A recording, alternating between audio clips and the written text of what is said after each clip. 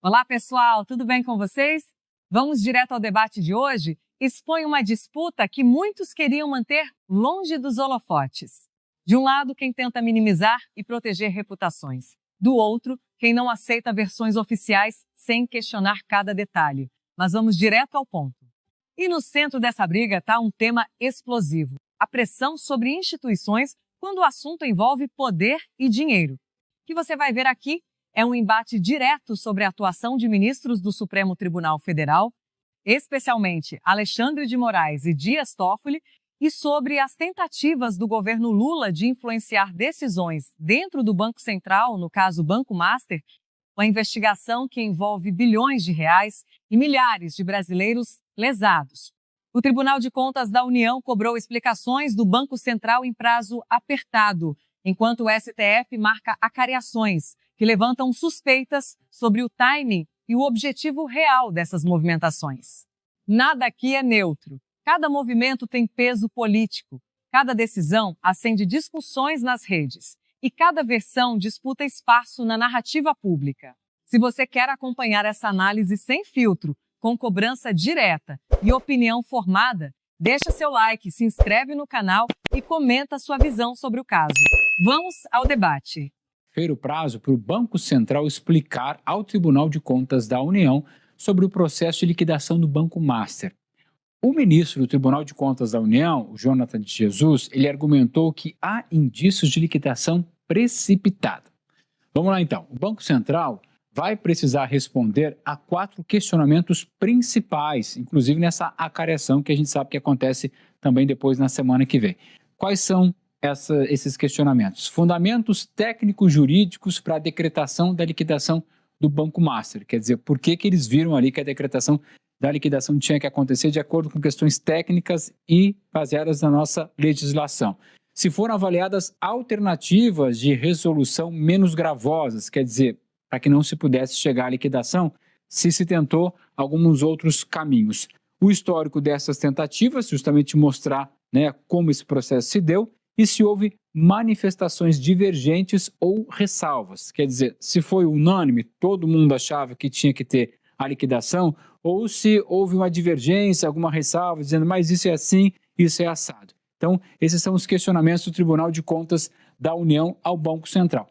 Mas a gente lembra que o TCU, o Tribunal de Contas da União, não tem poder para nenhuma decisão nessa questão. São questionamentos, explicações a serem dadas, mas não há nem como se ter uma punição ao Banco Central por parte do Tribunal de Contas da União. Deixa eu voltar para cá, para que a gente possa ouvir o Camarote sobre esse assunto. Camarote, acende-se uma luz amarela sobre o que pode acontecer na semana que vem? Eu estava até explicando essa questão do TCU, que não tem um poder de polícia, não tem um poder ali de justiça, mas quando se questiona a liquidação feita pelo Banco Central? E de forma precipitada. Você tem uma investigação que agora está no Supremo Tribunal Federal que vai numa linha, que houve demora, tudo. Então são contradições e visões divergentes. E outra do Tribunal de Contas da União, diga-se de passagem, iniciativa de um ministro, o Jonatas, de um único ministro do Tribunal de Contas da União, questionando o Banco Central. Até há dúvidas sobre a competência de fazer esse tipo de questionamento, mas independentemente disso, tem gente dentro do Banco Central, dentro do Ministério Público, que vê uma tentativa de intimidação nesses vários movimentos recentes em relação ao Banco Central. Independentemente disso, é bom, não custa nada dar explicação. Estava conversando com algumas fontes, olha, a liquidação acontece depois de provas, depois da operação da Polícia Federal, do Ministério Público, então ela tem uma sequência enorme para acontecer a liquidação. Agora, é importante, isso vai ser dado essas explicações, é importante. Agora, eu volto a questionar aqui, Marcelo, algo que me estranha muito nesse Banco Master, como se chegou a esse tamanho dessa bola de neve,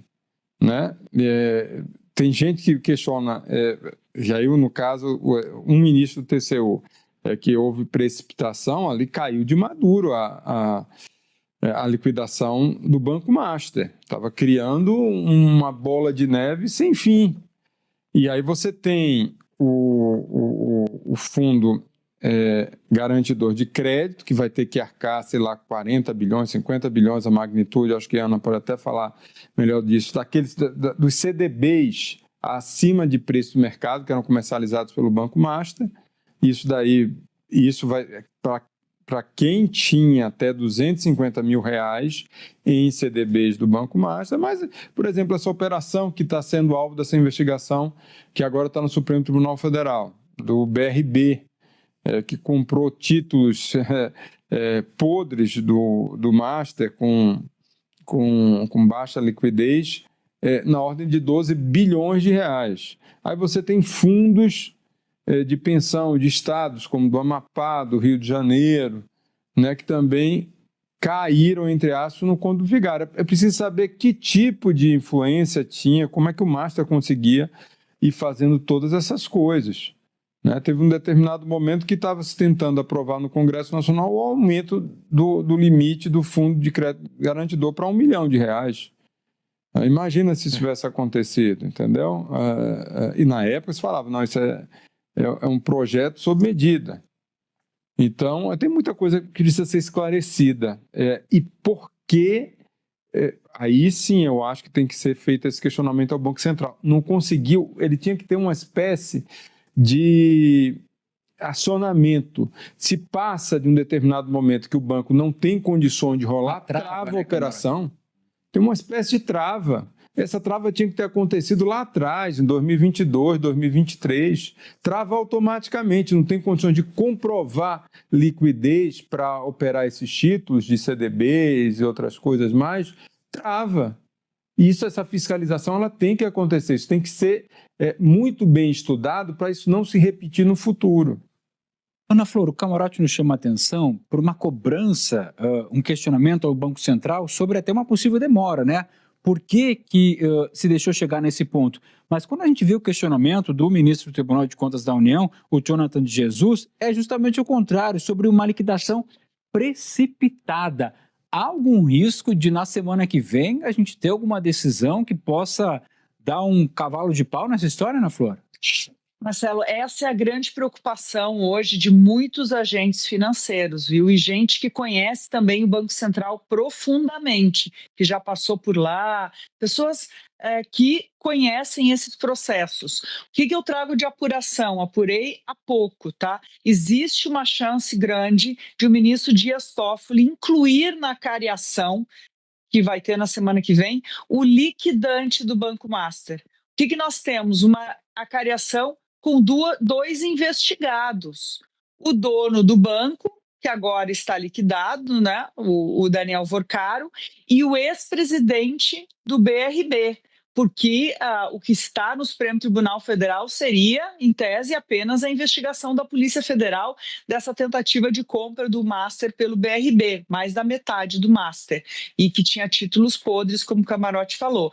Agora, incluir, primeiro, o diretor de fiscalização, que não foi responsável por esse caso do não à compra do Master pelo BRB, mas sim responsável pelo primeiro aval à liquidação, porque a liquidação passa pelo colegiado do Banco Central, e mais, o liquidante é algo que nunca se viu. O liquidante não é investigado, assim como o diretor do Banco Central não é investigado, mas o liquidante também funciona como investigador.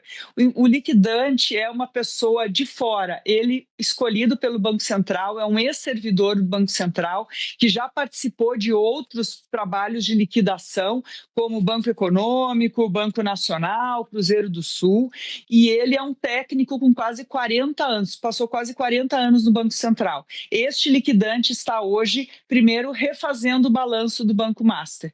E aí, agora, ele será incluído numa cariação. Isso mostra como há uma grande força jurídica, acima de tudo, para questionar a liquidação. Mas há o processo no TCU. que é esdrúxulo, inclusive, para ministros do Tribunal de Contas da União. Ministros falaram que o Tribunal de Contas está cuidando disso, não é papel. E há um setor de bancos públicos no Tribunal de Contas da União e esse parecer nem passou por lá, foi feito apenas no gabinete do ministro Jonathan de Jesus.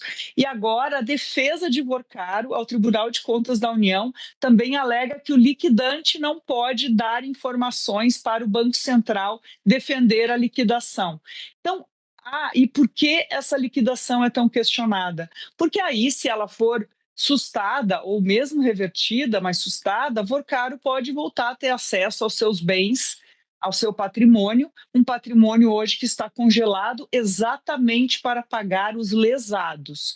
O Camarote falava do Fundo Garantidor de Créditos, 40 bilhões que estão ali em jogo e que vão ter que ser devolvidos a brasileiros lesados, sem falar os que não estavam garantidos pelo FGC, como os fundos de pensão do Rio de Janeiro, do Amapá.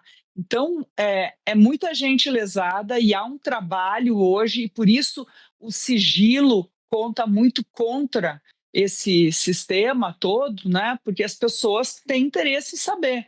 É o liquidante que tem que passar a lista para o FGC de quem vai receber esses recursos. Isso ainda não aconteceu, porque ele está um mês só trabalhando. Mas a gente tem que ficar de olho, porque há um risco grande de haver aí uma paralisação nesse processo de liquidação. E aí, no mercado financeiro, o que se diz é que essa pescaria de nulidades de provas, aí sim pode causar uma grande confusão sistêmica. Imagina reverter uma liquidação. Nossa Senhora, né? E com o tamanho dessa possível fraude, estamos falando de milhões e milhões de reais, né? Fala, Demétrio. Não, eu tenho umas perguntas para o ministro Jonathan de Jesus, do Tribunal de Contas da União. Eu pergunto, por que você não questiona a escalação da seleção brasileira de Ancelotti? Por que você não questiona o roteiro de viagem de férias do Guga? Não tem nada a ver com o Tribunal de Contas da União a questão do Banco Master, porque não tem dinheiro público envolvido. Não faz parte da competência do Tribunal de Contas da União, como a sua nota de hoje reconhece. Então, por quê?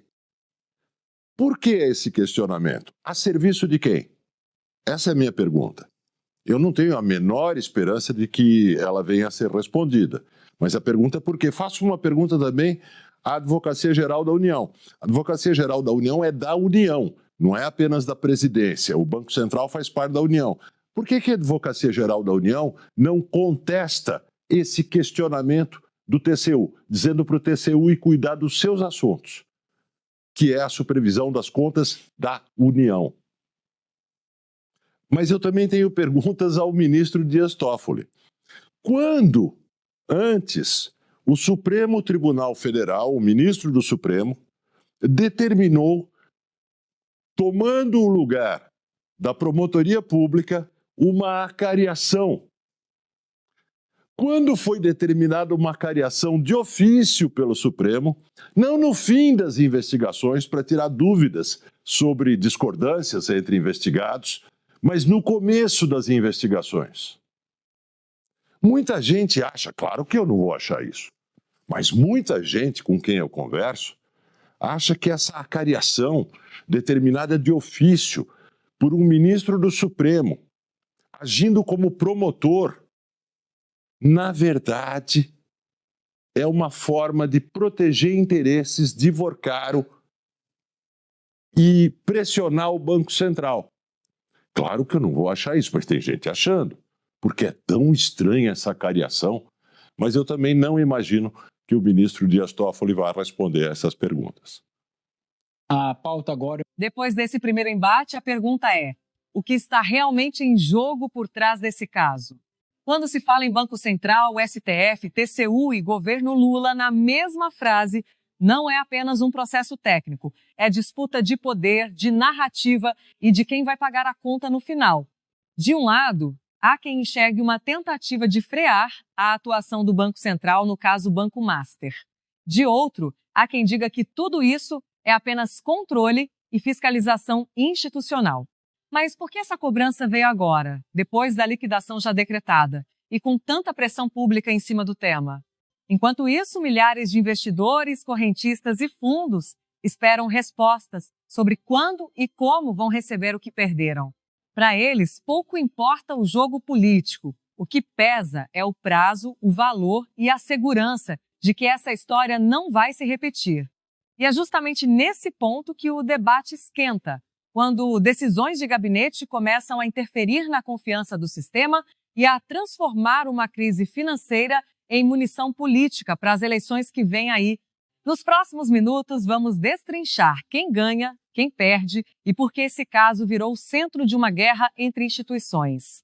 Sem enrolação, bora continuar. O Paraná Pesquisa divulgou mais uma pesquisa de intenção de voto para a eleição presidencial de 2026. Ainda faltam 10 meses, mas já está todo mundo atento para os números. O levantamento mostra que o presidente Lula lidera todos os cenários simulados para o primeiro turno. Vamos aos números aqui no telão. No primeiro cenário, o candidato que foi colocado é Flávio Bolsonaro. Lula aparece com 37,6% das intenções de voto, seguido por Flávio Bolsonaro com 27,8%, Ratinho Júnior com 9% e Ciro Gomes com 7,9%. Em uma eventual disputa entre Lula e Tarcísio de Freitas, aí considerando que Tarcísio seria o candidato e não o Flávio Bolsonaro, o presidente Lula lidera com 37,8% e o governador de São Paulo tem 26,2%, percentual um pouco menor que o de Flávio Bolsonaro. Ciro Gomes aparece em terceiro, com 8,7%, e nesse cenário eles testaram, ao invés de Ratinho Júnior, Ronaldo Caiado, com 5%. Em um cenário onde Lula enfrentaria Michele Bolsonaro, nas urnas, o que acontece? O presidente apareceria com 37,2%, tentando a reeleição, a ex-primeira-dama com 24,4%, Ciro Gomes aparece em terceiro com 8,3% e o governador do Paraná, Ratinho Júnior, com 8,2%. Percebam então que a Paraná Pesquisas, ela testou separadamente Flávio, Tarcísio de Freitas e Michele Bolsonaro, porque um não vai sair se o outro sair. Quem tem o melhor desempenho até agora é Flávio Bolsonaro, que é quem já está em pré-campanha. Em um segundo turno, entre Lula e Flávio Bolsonaro, o presidente aparece na frente com 44,1%. E o senador Flávio Bolsonaro soma 41% das intenções de voto. Em um segundo turno, entre Lula e Tarcísio de Freitas, o governador de São Paulo, o presidente tem 44% das intenções de voto. Tarcísio vai um pouquinho melhor que Flávio. Tem 42%, 42,5% das intenções de voto. Tem uma rejeição menor que a do senador Flávio Bolsonaro. Entre um segundo turno entre Lula e Michele Bolsonaro, o atual presidente tem 44,8%, enquanto a ex-primeira-dama tem 41,4% das intenções de voto. O Instituto Paraná Pesquisas ouviu 2.038 eleitores, 2.038 pessoas, 2.038 eleitores, em 163 municípios de 26 estados e no Distrito Federal. A margem de erro é de 2,2 pontos percentuais e o grau de confiança é de 95%. Vamos analisar isso daí? Ranier, Flávio Bolsonaro está na frente porque está jogando sozinho, porque Tarcísio não assume candidatura, ou está na frente porque tem o sobrenome Bolsonaro?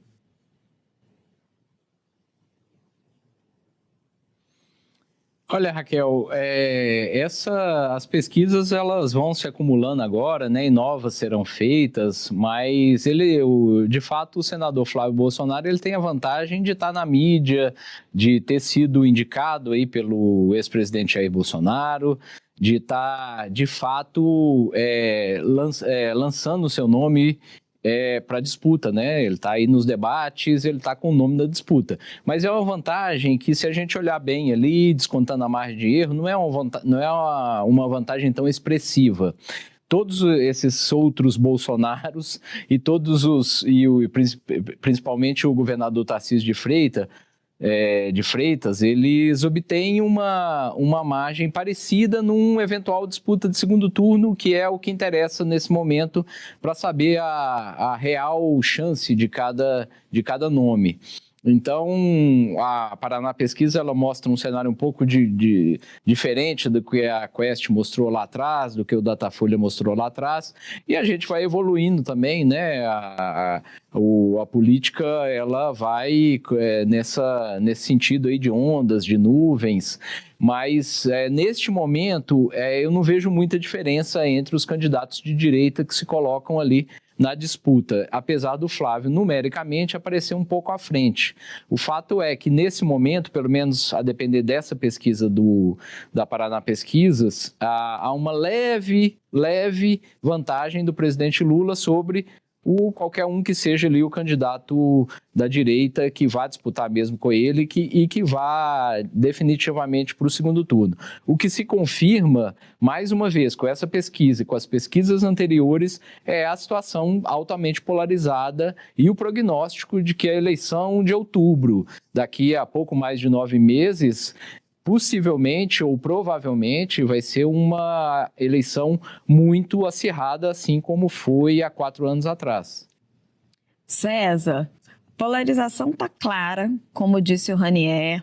Ontem o Flávio leu a carta de Jair Bolsonaro, em que ele usava ali até uma citação, uma lembrança ao Evangelho, né, dizendo que ele estava entregando o seu filho para salvar o Brasil.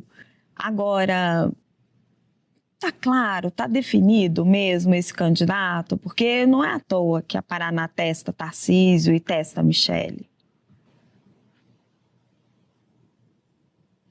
Eu acho que tem muita estrada ainda até o lançamento oficial das candidaturas no ano que vem, Raquel. Mas essas pesquisas dão pelo menos uma munição para que Flávio Bolsonaro apresente argumentos contrários ao que boa parte do Centrão tem apresentado como questionamento para a candidatura dele. Vou explicar. Boa parte do Centrão tem achado que a candidatura de Flávio Bolsonaro não seria tão viável, não seria tão forte contra Lula por causa do sobrenome Bolsonaro, que a rejeição faria com que o teto de votos dele fosse um pouco mais baixo do que o necessário para derrotar Lula, exatamente por causa da alta rejeição que se tem ao sobrenome Bolsonaro.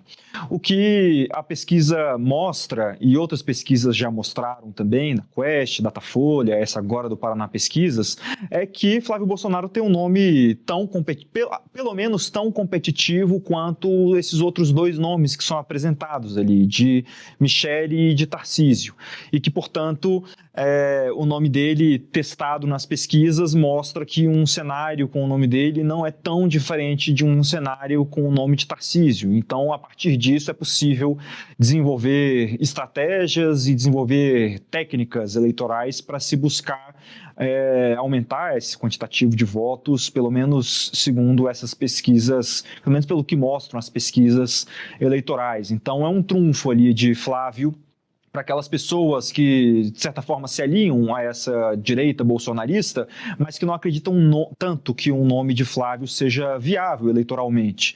Mas é isso que eu concordo bastante com o que o Ranier disse, de que os cenários eles são muito parecidos ali. Se você for pegar a margem de erro, no segundo turno estão todos empatados. Nos 3 cenários há um empate técnico entre esses candidatos da direita, digamos assim, e há também, em todos esses casos, um empate técnico no limite com o próprio presidente Lula, né? Ele está ali com 44%, Michele, que é o que menos tem 41%. Se você for pegar ali a margem de erro para baixo de Lula e para cima desses candidatos da direita, acaba havendo um empate técnico. Se eu não me engano, na pesquisa Quest, que foi divulgada mais cedo nessa semana, Lula aparece com um pouco mais de vantagem, mas enfim, são sempre retratos do momento. Mas eu acho que o que há para extrair, pensando bem de forma factual dessas pesquisas que saíram nessas últimas semanas, já com Flávio Bolsonaro sendo anunciado como aquele que vai disputar a eleição com a bênção de Jair, o que parece são dados que ajudam Flávio Bolsonaro a convencer, especialmente o Centrão e outros setores do mercado, que podem até se empolgar um pouco mais com uma candidatura apoiada pelo ex-presidente Jair Bolsonaro, de que sua candidatura é viável, pelo menos tão quanto é viável a de Tarcísio de Freitas. Na pesquisa Quest, Lula tem mais vantagem. Nessas, eles estão empatados com Lula lá na margem de erro, né? Tecnicamente falando. Mas sim, vocês estão corretíssimos na análise. O que mostra é uma polarização da sociedade brasileira, que é o que a gente vai assistir nessa eleição. Obrigada, César. Obrigada, Ranier. E pelo segundo dia consecutivo... E agora chegamos ao ponto mais delicado. As acusações que circulam nas redes e em manifestações sobre possível impeachment de ministros do Supremo Tribunal Federal, especialmente Alexandre de Moraes e Dias Toffoli. A pergunta central é: até onde vai a blindagem institucional quando surgem denúncias sobre conflitos de interesse, contratos polêmicos e decisões que parecem ultrapassar os limites da função? Há quem levante questões sobre a remuneração de ministros além dos vencimentos oficiais, palestras milionárias, viagens internacionais, patrimônios que crescem de forma desproporcional. E há também o debate sobre a lei do abuso de autoridade e controles externos, que, segundo críticos, não alcançam o topo do judiciário com a mesma força que atingem outras esferas. No caso específico do Banco Master, circulam alegações sobre contratos entre o banco e escritórios de advocacia ligados a familiares de ministros do STF. A pergunta que fica é: houve prestação de serviços legítima ou houve contratação com o objetivo de garantir proteção institucional? E mais importante, onde estão os documentos que comprovam ou desmentem essas acusações? O que se vê nas ruas e nas redes é um clamor crescente por transparência. Pedidos de impeachment ganham força não apenas como manifestação política, mas como cobrança por prestação de contas. A questão não é apenas quem tem razão nessa disputa. A questão é: o sistema brasileiro está preparado para investigar, processar e, se necessário, punir aqueles que ocupam os cargos mais altos da República? Ou a toga ainda funciona como escudo intransponível? Esse debate está apenas começando e você que acompanhou até aqui tem papel fundamental: comentar, compartilhar e cobrar respostas.